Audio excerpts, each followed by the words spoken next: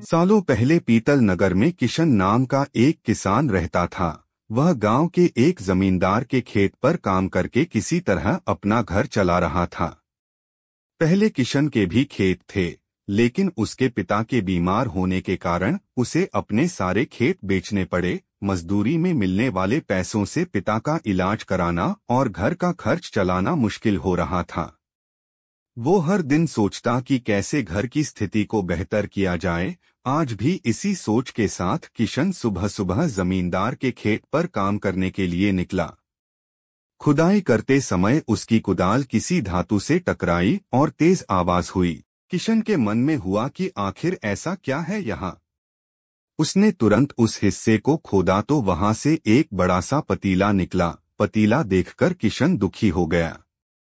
किशन के मन में हुआ कि ये जेवरात होते तो मेरे घर की हालत थोड़ी सुधर जाती। फिर किशन ने सोचा कि चलो अब खाना ही खा लेता हूँ। किशन ने खाना खाने के लिए अपने हाथ की कुदाल उस पतीले में फेंक दी और हाथ मुंह धोकर खाना खाने लगा। खाना खत्म करने के बाद किशन अपनी कुदाल उठाने के लिए उस पतीले के पास पहुंचा। वहां पहुंचते ही किशन हैरान हो गया। उस पतीले के अंदर एक नहीं बल्कि बहुत सारे कुदाल थे। उसे कुछ समझ नहीं आया। तभी उसने अपने पास रखी एक टोकरी को भी उस पतीले में फेंक दिया। वो एक टोकरी भी पतीले के अंदर जाते ही बहुत सारी हो गईं। ये सब देखकर किशन खुश हो गया और उस जादुई पतीले को अपने साथ घर लेकर चला आया। वो हर दिन उस बर्तन में अपने कुछ औजार डालता और जब वो ज्यादा हो जाते तब उन्हें बाजार जाकर बेच आता। ऐसा करते करते किशन के घर की हालत सुधरने लगी। उसने इस तरह से बहुत पैसा कमाया और अपने पिता का इलाज भी करवा लिया। एक दिन किशन ने कुछ गहने खरीदे और उन्हें भी पतीले में डाल दिया। वो गहने भी बहुत सारे बन गए। इस तरह धीरे धीरे किशन अमीर होने लगा और उसने जमींदार के यहाँ मजदूरी करना भी छोड़ दिया। किशन को अमीर होते देख जमींदार मोहन को किशन पर शक हुआ। वो सीधे किशन के घर पहुंचा। वहां जाकर उसे जादुई पतीले के बारे में पता चला। उसने किशन से पूछा, तुमने यह पतीला कब और किसके घर से चुराया?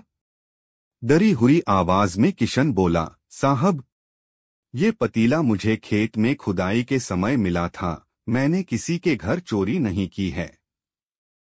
खेत में खुदाई की बात सुनते ही जमींदार ने कहा, यह पतीला जब मेरे खेत से मिला तो यह मेरा हुआ। किशन ने जादुई पतीला न लेकर जाने की बहुत मिन्नतें की, लेकिन जमींदार मोहन ने उसकी एक नहीं सुनी। वो जबरदस्ती अपने साथ वो जादुई पतीला लेकर चला गया। जमींदार ने भी किशन की ही तरह उसमें सामान डालकर उन्हें बढ़ाना शुरू किया। एक दिन जमींदार ने अपने घर में मौजूद सारे गहने एक एक करके उस पतीले में डाल दिए और रातों रात बहुत अमीर हो गया। एकदम से जमींदार के अमीर होने की खबर पीतल नगर के राजा तक पहुंच गई। पता लगाने पर राजा को भी जादुई पतीले की जानकारी मिली। फिर क्या था, राजा ने तुरंत अपने लोगों को भेजकर जमींदार के यहाँ से वो पतीला राजमहल मंगवा लिया। राजमहल में उस जादुई पतीले के पहुंचते ही राजा ने अपने आसपास मौजूद सामान को उसमें डालना शुरू दिया। सामान को बढ़ता देखकर राजा दंग रह गया। होते होते आखिर में राजा खुद उस पतीले के अंदर चला गया। देखते ही देखते उस पतीले से बहुत सारे राजा निकल आए। पतीले से निकला हर राजा बोलता, मैं पीतल नगर का असली राजा हूँ। तुम्हें तो इस जादुई पतीले ने बनाया है। ऐसा होते होते सारे राजा आपस में लड़ने लगे और लड़कर मर गए। लड़ाई के दौरान वो जादुई पतीला भी टूट गया। जादुई पतीले के कारण राजमहल में हुई इस भयानक लड़ाई के बारे में नगर में सबको पता चल गया। इस बात की जानकारी मिलते ही मजदूर किशन और जमींदार मोहन ने सोचा, अच्छा हुआ कि हमने उस जादुई पतीले का इस्तेमाल सही से किया। उस राजा ने अपनी मूर्खता के कारण अपनी जान ही खो दी।